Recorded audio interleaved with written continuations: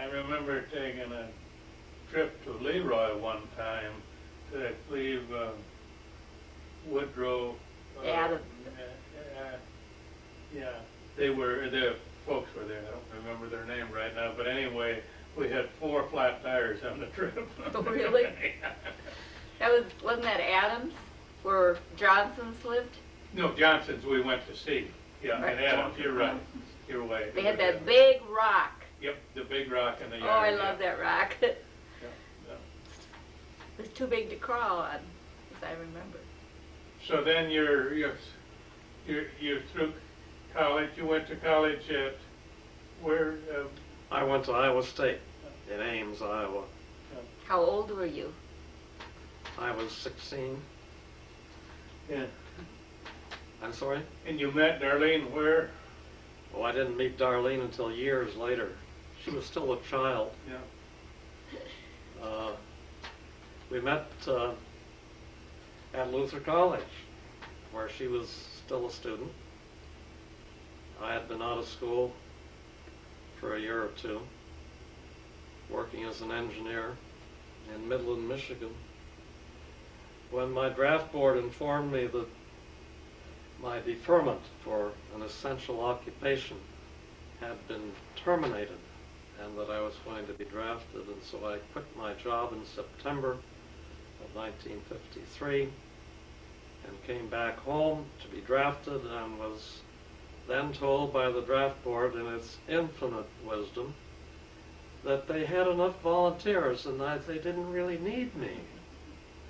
And they didn't say when I would be needed, so I decided I would volunteer to be drafted just to get it over with, and I spent about 6 weeks at home waiting to be drafted, and one Sunday afternoon I was at loose ends and decided I'd drive to Decorah to see a girl who she was probably 4 years younger than me, but I knew her when I was in high school. Her name was Marcia Miller, and she was at Luther, and so I drove down there Sunday afternoon, thinking I'd call her up and we'd go out and have something to eat. And I called for her, and she was not there. But Darlene answered, who of course I didn't know at all, but she knew me, or knew of me. So I decided I didn't have anything better to do than to ask her to go out and eat, which I did, and she graciously accepted. And that's the end. That's the beginning of the end. So then you were married in where and when? And I'll let Darlene. We were married at Red Oak Grove in 1955, 50 years ago, this December. And lived in Midland, Michigan. And I had a teaching job there while he finished in the Army. Well, we were married after he got out of the Army. So I'd gone to Midland and taught for 6 months or 3 months before he got out. And we lived there for 2 years, and then we moved to Ann Arbor, and I got a job teaching in a beautiful new school there. what did you teach? In Midland, I taught 4th grade, and in Ann Arbor, I taught 6th grade, What subjects? elementary, everything. Everything. Okay. And I put him through law school. I would drop him off at school in the morning and pick him up at night. We started law school with $35 to our name. You had to lower your morals some to go to law school, didn't you? Well, I made an exception. So how many years were you in law school then? Well, like Darlene, I went during the summer terms too, so I entered in 1957 and graduated in February of 1960, and we moved immediately to Chicago, where I began working for the same law firm that I am still affiliated with. And you lived downtown Chicago for? We lived for the first 3 years on the shore of Lake Michigan on the mid-north side of Chicago. First in a relatively new high-rise, which we thought was spectacular. It was really ugly as sin. It was poured concrete and had steel framed windows in it, but we thought it was beautiful. And at the time, Chicago was heated mostly by either coal or fuel oil. And every winter, the air was filled with soot. And soot used to infiltrate through the sash of the steel windows and deposit on the windowsills and on the draperies. And of course, in the office downtown, the same thing happened. Living through a winter in Chicago at that time was putting up with soot. You know, every major city was that way. You talk about air pollution. Boy, it was bad when they were burning coal, wasn't it? It was terrible. Yep, yep. I mean, compared to today, Chicago is clean. This air is relatively clean. Now, it may have a lot more invisible gases in it than it did then, and I'm sure it does, but Yep. it's relatively clean. You no longer have. You no longer have to chew the air, huh? Right. When we moved to River Forest, I was so amazed at how clean the house was. Yeah. It was just spotless. Want to tell us about your move to River Forest? Well, we were adopting 5 children, and we needed a house. And I had done the house hunting all over the city of Chicago, and the house we ended up with was owned by a friend of the senior partner, Mr. Soames, at Bob's office. And they had been there that night, the Saturday night, playing bridge. And he had told him, "You ought to sell this house." And the old guy, he was 80, he said, "Well, we thought about it once, but then we changed our mind." And he said, "Well, we have a young man in our office. They're adopting 5 kids and they need a house in 6 weeks." And he looked at his wife and he said, "Have him come call us tomorrow morning." And so we did, and we had an appointment to go out and look at it. And I didn't want to go in because I knew we couldn't afford it. Because I knew exactly what type of house we could afford. This one had too many windows, so I knew the price would be too high. But we went in, and they were elderly, and they never, once they came down in the morning, they didn't go back upstairs until they went to bed. And so they told us, just go through the house and look around, and when you have seen enough, come sit down and we'll have a glass of sherry and talk about it.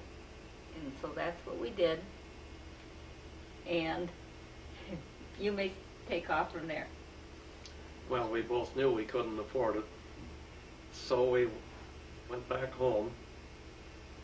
That was on a Sunday, I believe. No, he told us to go home and... Yeah, well, I know, but I think we saw it on a Sunday, didn't we? Yes. So we went back home, and we both said we don't think there's a chance that we can buy it. So I called up Cy Soames, the man who had spoken to the Hugheses the night before. And I said, "Mr. Soames, we love the house, but I don't think we can afford it." And he said, "Well, why don't you call him up and tell him that you're going to offer as much as you can and see what happens." And that's what I did. And I don't remember what I told him. He said, "Well, we'll think about it." And I was dumbfounded. And he called back within an hour or two. He said, "Could you up it a couple of thousand?" And we talked about it, and decided that maybe we could, and so I said, okay, and he said, you got a deal. And that, we closed on that house, I think it was April 28th of 1963, and we moved into it on May 10th, and it was a very busy time.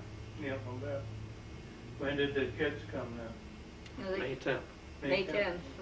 I went down and got the kids, brought them home on an airplane. And we just had a little car. We could hardly all get in the car. We had an Opel.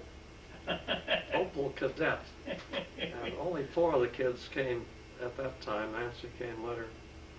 And it's a good thing they were small, because we had the 2 adults and 4 kids and all of their worldly possessions in that little car. We made it.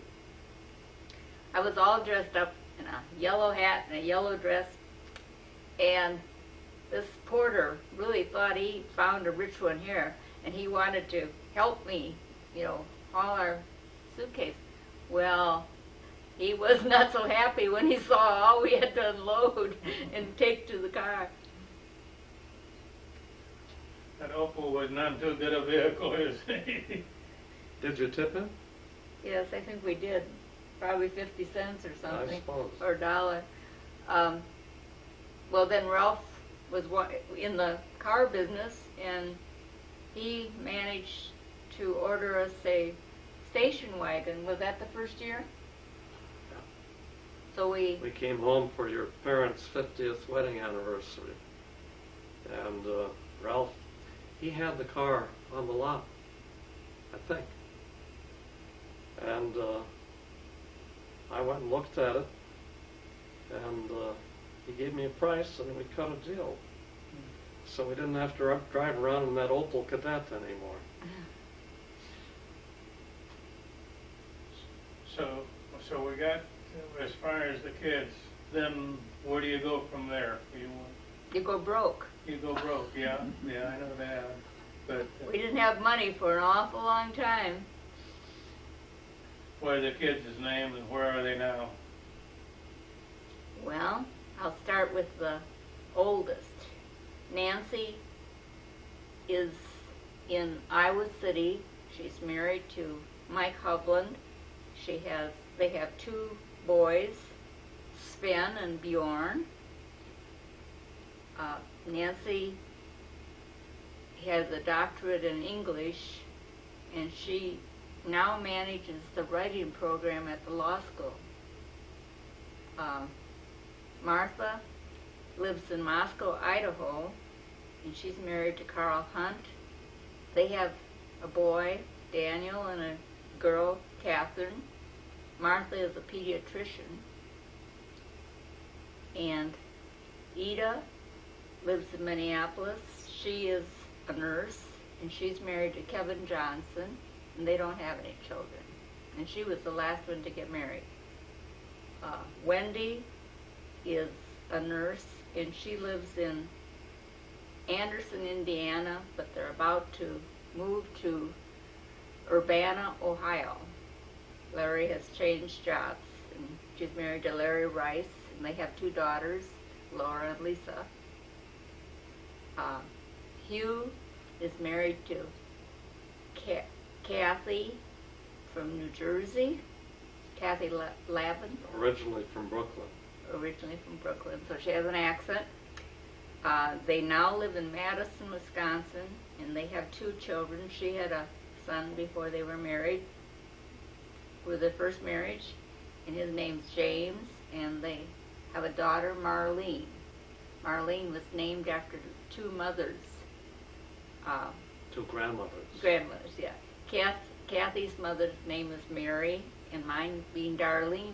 They just had to change 1 letter, and they got Marlene. I thought that was cute. Yeah. We didn't know about that. And then we have dogs. Standard poodles that are nice. What do So, you- I think that exhausts our family. Are you still working, Bob? Well, more or less. I'm fortunate that the firm still permits me to have an office and a secretary. which I make use of a day or two a week, and enjoy myself when I'm not busy trying to keep up with my partner, who is interviewing us tonight for some sinister purpose, I fully believe. Did I tell you that Doonesbury is interested in buying the film? The Blooming Prairie is what? Doonesbury is interested Oh, in the Doonesbury, yes. I think you're two little boys that are having a ball in retirement. They're on the phone all the time. Do you want to tell us about some of your travels through the years? Go ahead. Well, when we were, I think, very soon after we got our kids, we decided that we should try to travel as much as we could while we were young, at least young enough to be able to travel. So we made a point of doing exactly that. The first time we took a trip, we went to Cuernavaca, Mexico. right, but we had gone as far as New Orleans, where we'd been on our honeymoon, and then we called home. We had a Concordia girl staying with the kids, which is Concordia College is right down the street. And we called home and asked if everything was okay before we left into Mexico. And oh yes, everything's fine. When we got home from that trip, I found out that Wendy had had terribly high fever. The doctor had had to be at the house, and my neighbors had been coming in and sitting with Wendy every day so that the Concordia girl could go to school. So that was our first trip away from them. In 1972, my best friend from college died of cancer, and the first ad for a trip that came in after that, Bob signed up for, and it was a trip around the world with the University of Michigan. 28 days for $2,000. No, it was $2,200, I think, per person, which was a lot of money, we thought. It was a wonderful trip. We stayed in the very best hotels all around the world, ate the best. We've never taken that fancy a trip since. And we left all 5 kids home alone for 4 weeks. Miss Nancy was in charge. Nancy was there in charge. I've never inquired too deeply into what went on while we were gone. Well, Nancy was out of college by then. Yeah. See, we started, the kids being, Nancy was 15 when she came, so she got to go to college a year early, so we had kids in college right away. Mm-hmm. For 17 years, there was someone in college. You should have seen the smile on Bob's face when they all were done. Yeah, I was counting the years. We've traveled since then too, but to various places in South America, and Europe, and Africa, Alaska. Greece, We've enjoyed many different trips. Italy, Greece.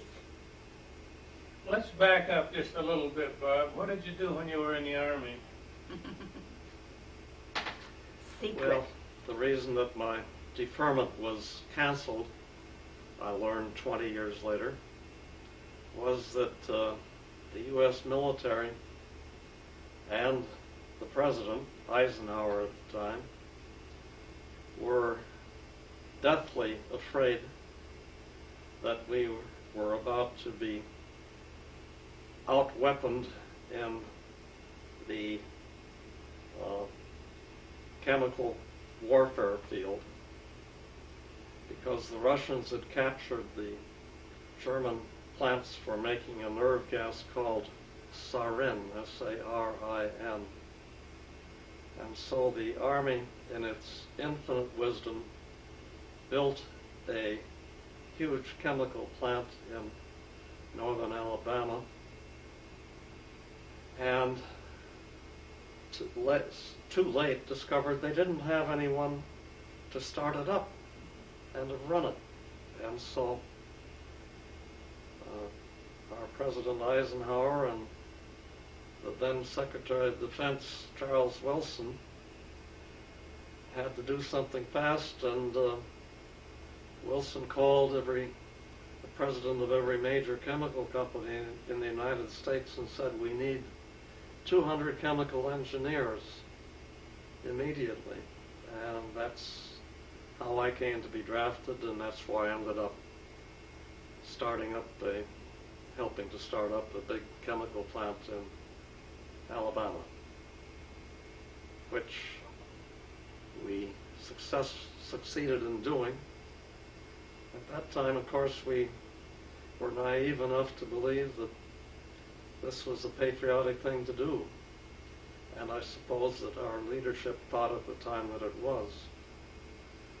But of course, we turned out thousands of tons of this, the intermediate for this nerve gas sarin, which were loaded into shells and bombs and all sorts of miscellaneous military hardware, which of course for the last 30 years have been corroding their way through the containers that they're in, and we're now trying desperately to find some way to dispose of it.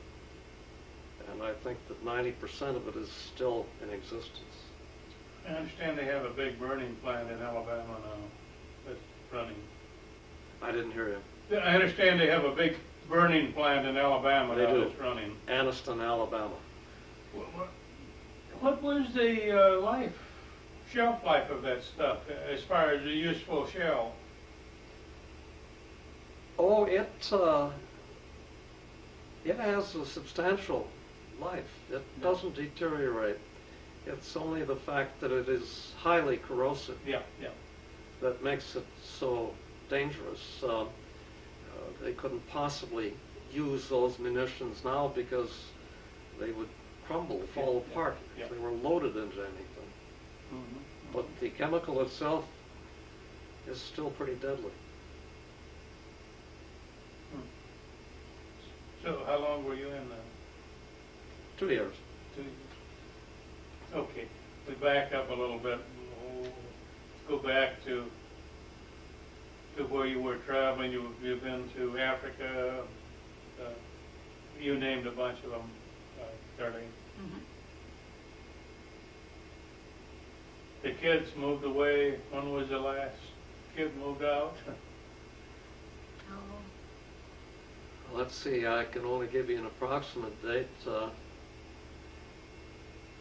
He would have been 18 in 1976, so he went to college in or about that year. Am I right? I believe that's right. I think he graduated He's probably in 81. 19. Yeah. I think he graduated from college in 81. So since then, it's been the dogs holding you back. Huh? Yes. No, not really. I don't think we've been held back.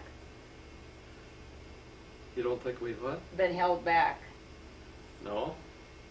We've had some wonderful sailing trips with friends, bareboat sailing, and we another time rented a van in Italy and traveled with 3 other couples, had a ball. Been to Mexico a few times lately, which is fun. We've had a good life. Well, any specific items you would want to add to this interview? Well, I'm glad I still have him around. Yeah, He gave me some scares. And I'm glad I had her around to nurse me through them. Yeah, you had a bad time a few years back, didn't you? Yeah. She had a worse time. Yeah. You were too busy to think about it. But he survived it. And to bring this interview to a successful conclusion, let the record show that Illinois beat Louisville tonight and will be in the championship game when? Next weekend? I suppose. Next Monday, isn't it? Is it that soon? I think it's on Monday. At any rate, it was a great year for the Illini, even though none of our kids went to the University of Illinois. Probably, but were the referees Big Ten refs, or? I don't know. I think they're selected by lottery long in advance. You don't think they can be bought, huh? I wouldn't bet on anything anymore. But it looks like there's going to be 2 Big Ten teams playing for the NCAA championship, which is a first, I'm sure. Yeah. Maybe they did have some Big Ten refs. All right. I'm going to shut it off, and unless you got something more to add. No, we could talk all night, but I think you better shut I'd it run off. out of tape. Okay. Thank you, Francis. Yes, all right. I Well, I'll should give say, you a I copy. should say before you turn it off that this isn't the first interview that Francis has conducted. We've been fortunate enough to hear 1 or 2 of those that he's conducted of other siblings in his family, and I think it's a fine idea.